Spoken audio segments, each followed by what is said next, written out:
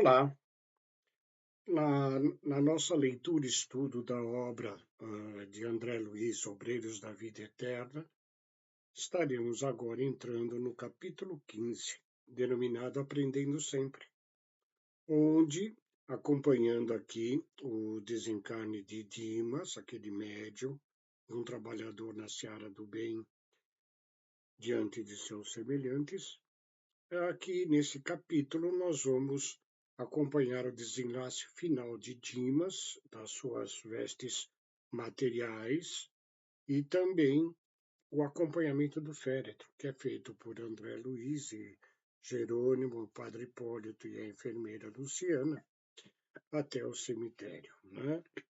E depois, essa vai ser a primeira parte. Depois, na segunda parte, nós já vamos ver lá no cemitério o que acontece, né, com entidades que lá permanecem, né, e aqueles que acabam de chegar lá, ok? Então vamos à primeira parte do capítulo 15, ok? André Luiz nos fala o seguinte: 2 horas antes de organizar-se o cortejo fúnebre, estávamos todos a postos. A residência de Dimas enchia-se de pessoas gradas, além de apreciável assembleia de entidades espirituais. Jerônimo, resoluto, penetrou a casa, seguido de nós outros. Encaminhou-se para o recanto, onde o recém-desencarnado permanecia abatido e sonolento, sob a carícia materna. Reparei que o médium liberto tinha agora o corpo perispiritual mais aperfeiçoado, mais concreto. Tive a nítida impressão de que, através do cordão fluídico, de cérebro morto a cérebro vivo, o desencarnado absorvia os princípios vitais restantes do campo fisiológico. Nosso dirigente contemplou o enternecido e pediu informes à genitora, que os forneceu satisfeita. Graças a Jesus, melhorou sensivelmente, diz a mãe. É visível o resultado de nossa influência restauradora e creio que bastará o desligamento do último laço para que retome a consciência de si mesmo. Jerônimo examinou-o e escutou como clínico experimentado. Em seguida, cortou o liame final, verificando-se então que Dimas, desencarnado, fazia agora o esforço do convalescente ao despertar, estremunhado, fim do longo sono. Somente então, agora, notei que seu organismo perispíritico recebia as últimas forças do corpo inanimado, este, por sua vez, absorvia também algo de energia do outro que o mantinha sem notáveis alterações. Ou seja, enquanto o desenlace total de todos os cordões fluídicos que nos ligam ao corpo físico não forem desfeitos, né? Há uma permuta de energia tanto entre o corpo fim do corpo físico também com o corpo perispiritual. O apêndice prateado era a verdadeira artéria fluídica sustentando o fluxo e o refluxo dos princípios vitais em readaptação. Retirada a derradeira via de intercâmbio, o cadáver mostrou sinais quase de imediato de avançada decomposição. A análise do cadáver de Dimas causava tristeza. Inumeráveis germes microscópicos entravam como exércitos vorazes em combate aberto, libertando gases ocultos que revelavam o apodrecimento dos tecidos e líquidos em geral. Lembremos-nos aqui que André Luiz, ele obteve no Ministério lá de Nosso Lar, né, recursos a mais através do seu próprio processo evolutivo, ampliando-lhe a visão, dando-lhe conotações de verdadeira vista microscópica, ok? Os traços fisionômicos do defunto achavam-se alterados, degenerando-se também a estrutura dos membros. Os órgãos autônomos, por seu turno, perdiam a feição característica já tão infectados e imóveis.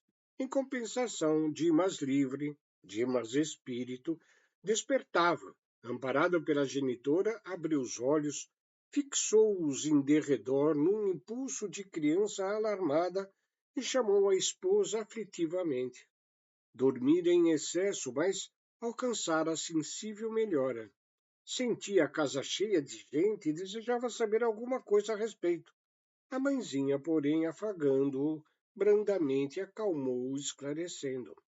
Ouça, Dimas, a porta pela qual você se comunicava com o plano carnal somático cerrou-se com os seus olhos físicos. Tenha serenidade, confiança, porque a existência sua no corpo físico terminou. O desencarnado não dissimulou a penosa impressão de angústia e fitou-a com um amargurado espanto. Identificando-a pela voz um tanto vagamente, ela lhe diz: Não me reconhece, filho? Bastou a pergunta carinhosa pronunciada com especial inflexão de meiguice para que o desencarnado se abraçasse à velhinha, gritando num misto de júbilo e sofrimento: Mãe, minha mãe, será possível?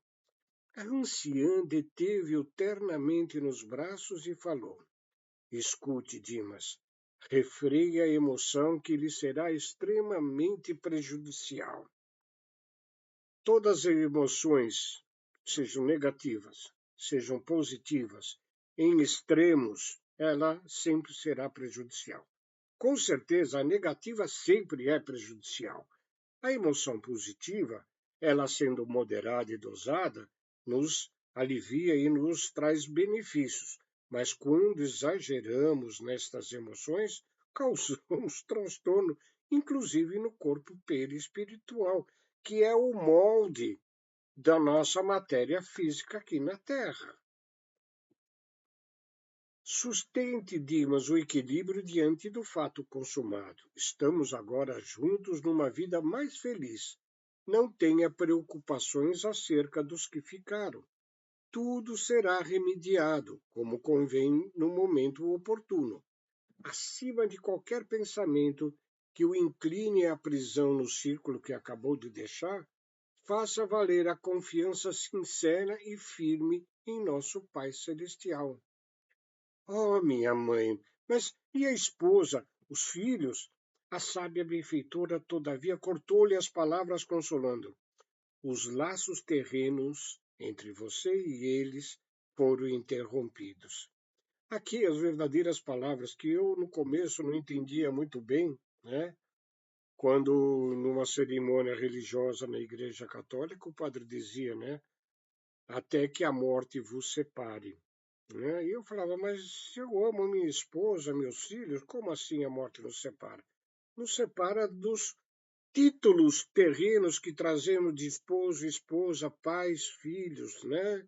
Na espiritualidade, embora nas primeiras camadas ligadas ao planeta terrestre, né, na psicosfera da Terra ainda, nós mantemos ainda esta relação de parentesco, mas na realidade, no plano dos espíritos mais adiantados, somos todos irmãos, somos todos filhos de Deus, ok? Os laços terrenos, veja, são os laços terrenos entre vocês e eles foram interrompidos. Os laços espirituais se aperfeiçoam com a nossa evolução. Restitua os Dimas a Deus, certo de que o eterno Senhor da vida, a quem de fato pertencemos, permitirá sempre que nos amemos uns aos outros. Contemplou as Dimas através de espesso véu de pranto e antes que ele enunciasse novas interrogações, falou a genitora carinhosa, apresentando-lhe Jerônimo, que acompanhava a cena comovido. Eis aqui, Dimas, o amigo que o desligou das cadeias transitórias. Em breve partirá você em companhia dele buscando o socorro eficiente de que necessita. Embora atordoado, o filho esboçou silencioso gesto de contrariedade ante a perspectiva de nova separação com a mãe, né, do convívio materno, mas a velhinha interveio acrescentando: Eu vim até aqui porque você me chamou, recorrendo à Mãe Santíssima, a Mãe Divina, Maria. Contudo, não estou eu habilitada a lhe proporcionar ingresso em meus trabalhos por enquanto. O irmão Jerônimo, todavia, é o orientador dedicado que conduzirá ao serviço de sua restauração. Tenha confiança, filho. Irei vê-lo quantas vezes for possível, até que nos possamos reunir noutro lar venturoso, sem as lágrimas da separação e sem as sombras da morte. Em seguida, ela sussurrou algumas palavras que somente Dimas pôde escutar e, sob funda emoção, viu desvencilhar-se dos braços maternos e avançar cambaleante para Jerônimo, osculando-lhe respeitosamente as mãos. O assistente agradeceu o carinhoso preito de reconhecimento e amor e, de olhos marejados, explicou: Nada efetuamos aqui, Dimas, senão o nosso dever que nos trouxe. Guarde o seu agradecimento para Jesus, o verdadeiro, o nosso benfeitor verdadeiro divino. O trabalhador recém-liberto trazia o olhar nevoado de pranto entre a alegria e a dor, a saudade e a esperança. A devotada mãe amparou-o mais uma vez, animando. Dimas, congregam-se aqui diversos amigos seus em manifestação inicial de regozijo pela sua vinda. Entretanto, a sua posição é a do convalescente, cheio de cicatrizes a exigirem cuidados. Fale pouco e ore muito. Não se aflija nem se lastime. Por hoje, não pergunte mais nada, meu filho. Seja dócil, sobretudo, para que nosso auxílio não seja mal interpretado pela visão deficiente que você ainda traz da esfera obscura. Acompanharemos seus despojos até a última morada, a fim de que você faça exercício preliminar para a grande viagem que levará a efeito. Dentro de breves minutos, sustentado pelos nossos amigos, a caminho do restabelecimento. Não tema, pois, já se preparou para receber-nos à cooperação. Você semeou o bem em longos anos de atividades espiritistas. Não dê guarida ao medo, que sempre estabelece perigosas vibrações de queda em transições como a que você se encontra. O medo é evidentemente que nós todos os temos, mas ele sempre traduz uma certa falta de fé na divindade, né? Quando atingimos a fé verdadeira, como Jesus nos recomendou, o medo não mais entrará em nossos sentimentos, em nossas emoções. Em seguida, conduzindo-o à câmara mortuária, onde o corpo jazia imóvel, prestes a partir, acrescentou a anciã, sob o olhar de aprovação de Jerônimo, sob o olhar de aprovação que Jerônimo lhe dirigia. Venha, filho, ver o aparelho que serviu fielmente durante tantos anos. Contemple-o com gratidão e respeito. Foi o seu melhor amigo, companheiro de longa batalha redentora. Em mensagem ainda mediúnica, né, disseram-nos de que Chico Xavier, já com a idade de 92 anos, ao desencarnar no seu quartinho lá, quando veio ser buscado por entidades luminosas, né, ele pediu permissão para ajoelhar-se diante do seu corpo e agradecer por toda a oportunidade que ele teve aqui na Terra de exercer as suas divinas atividades, né? Agradeçamos sempre o nosso corpo físico, que é um instrumento de nosso aperfeiçoamento espiritual. E como a viúva e os filhos chorassem lamentosamente, advertiu a mãe. Deploro os sentimentos negativos a que se recolhem os seus entes amados, despercebidos das realidades do espírito. Não se detenha, Dimas, nas lágrimas que derramam, absorvido em devastadora incompreensão. Este pranto e estas exclamações angustiosas não traduzem a verdade dos fatos. Você sabe agora mais que nunca que a imortalidade é sublime. Nunca houve adeus para sempre na sintonia imorredora da vida. Abstenha-se, pois, Dimas, de responder por enquanto às ambições que sua mulher e seus filhos dirigem ao cadáver. Quando você estiver refeito, voltará a auxiliá-los, consagrando-lhe ainda e sempre inestimável amor. Dimas procurou conter-se ante a perturbação geral do ambiente doméstico e, vacilante, debruçou-se sobre o ataúde, vertendo grossas lágrimas.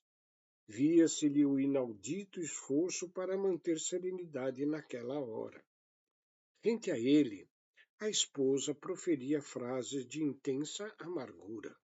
Todavia, em obediência às recomendações maternas, ele guardava discreta atitude de tristeza e enternecimento.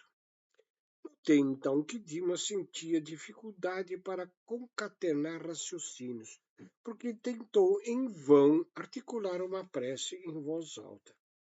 Percebendo-lhe o intenso desejo, aproximou-se Jerônimo, de sensível irmão encarnado então presente, tocou-lhe a fronte com a destra luminosa e o companheiro, declarando sentir-se inspirado, levantou-se e pediu permissão para pronunciar breve súplica, no que foi atendido e acompanhado por todos.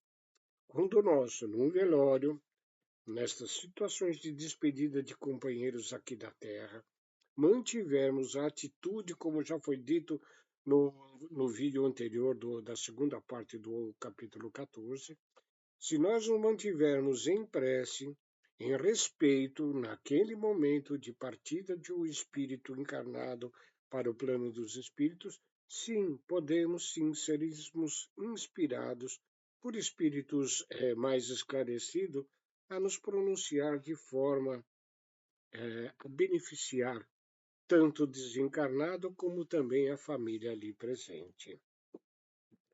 Sob a orientação e a influência do orientador espiritual, o companheiro orou sentidamente.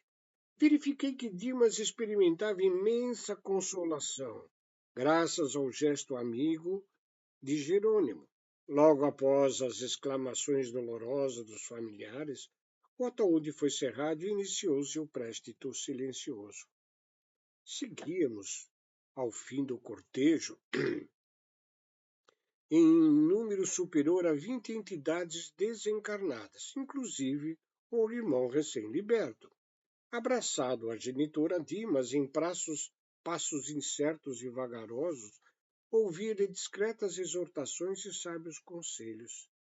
Entre os muitos afeiçoados do círculo carnal, reinava profundo constrangimento, mas entre nós imperava tranquilidade efetiva e espontânea. Prosseguíamos com as melhores notas de calma quando nos acercamos do Campo Santo, do cemitério. Estranha surpresa empolgou-me de súbito. Nenhum dos meus companheiros, exceção de Dimas, que fazia visível esforço para sossegar a si mesmo, exteriorizou qualquer emoção diante do quadro que víamos, mas não pude sofrer o espanto que me tomou o coração. As grades da necrópole estavam cheias de gentes da esfera invisível em gritaria ensurdecedora, verdadeira concentração de vagabundos sem corpos físico apinhavam-se à porta. Endereçavam deletérios e piadas à longa fila de amigos do morto. No entanto, ao perceberem a nossa presença, mostraram caratonhas de enfado e um deles, mais decidido, depois de fitar-nos com desapontamento, bradou as demais. Não adianta, este é protegido. Voltei-me preocupado e indaguei ao padre Hipólito o que significava tudo aquilo. O ex-sacerdote não se fez de rogado. Nossa função, André, acompanhando os despojos, esclareceu ele afavelmente, não se verifica apenas no sentido de exercitar ao desencarnado para os movimentos iniciais de libertação. Destina-se também à sua defesa. Nos cemitérios costuma congregar-se compacta fileira de malfeitores atacando vísceras cadavéricas para subtrair resíduos vitais. É assim que nós, espíritos ainda na Terra, enquanto estivermos muito apegados à matéria, né, as sensações dos nossos sentidos do corpo físico, né? Ao desencarnarmos, não perdemos essas necessidades. E é tanto assim verdade que aí entidades desencarnadas, ainda tão apegadas à matéria, necessitam frequentar cemitérios para absorverem o mínimo dos fluidos vitais que ainda emanam daquele corpo recém-desencarnado. O mesmo se dá àqueles que são viciados aqui na Terra em alcoolismo, em fumo ou qualquer outra espécie de droga, estarão desesperados correndo atrás de espíritos encarnados que praticam os mesmos vícios que eles para tentarem absorver um pouco e satisfazer ao seu espírito, né? E no plano dos espíritos essas questões não existem, ok? Ante a minha estranheza, Hipólito considerou: não é para admirar. O Evangelho descrevendo o encontro de Jesus com endemoniados refere-se a espíritos perturbados que habitam entre os sepulcros. Reconhecendo-me a inexperiência no trato com a matéria religiosa, Hipólito continuou: como você não ignora, André, as igrejas dogmáticas da crosta terrena possuem erradas noções acerca do diabo. Mas, inegavelmente, os diabos existem. Somos nós mesmos. Quando desviados dos divinos desígnios de Deus, pervertemos o coração e a inteligência na satisfação de criminosos caprichos. Oh, mas que paisagem repugnante! Exclama André, surpreendido, interrompendo a instrutiva explanação. É verdade, concordou o interlocutor.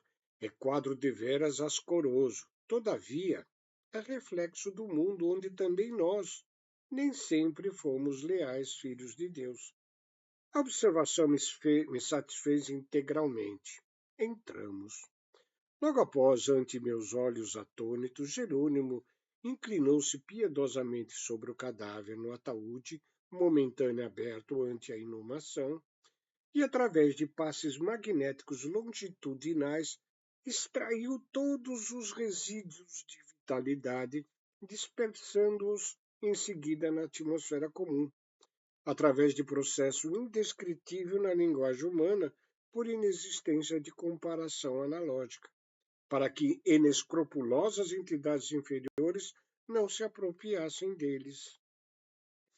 Completada a curiosa operação, tive minha atenção voltada para gemidos lancinantes emitidos de zona diversa daquela moradia respeitável, agora semelhante a vasto necrotério de almas. Jerônimo entrara em conversação com vários colegas, enquanto a maioria dos companheiros encarnados, em obediência à tradição, atiravam a clássica pazinha de cal ou poeira sobre o envoltório entregue à profunda cova. Impressionado com os soluços que ouvia em sepulcro próximo, fui irresistivelmente levado a fazer uma observação direta. Sentada sobre a terra fofa, infeliz mulher desencarnada, aparentando 36 anos aproximadamente, mergulhava a cabeça nas mãos, lastimando-se em tom comovedor. E aqui nós vamos encerrar esta primeira parte do capítulo 15, né? E aí é uma nova etapa na explicação do que acontece dentro de um cemitério, onde André Luiz vai nos trazer outros esclarecimentos acerca da passagem nossa de um plano para o outro, né? Ficamos assim com este estudo. Espero que vocês gostem. Achamos esta matéria bastante interessante de ser estudada, porque é a nossa realidade espiritual, né? Fiquem com Deus, um beijo a todos e até o próximo vídeo.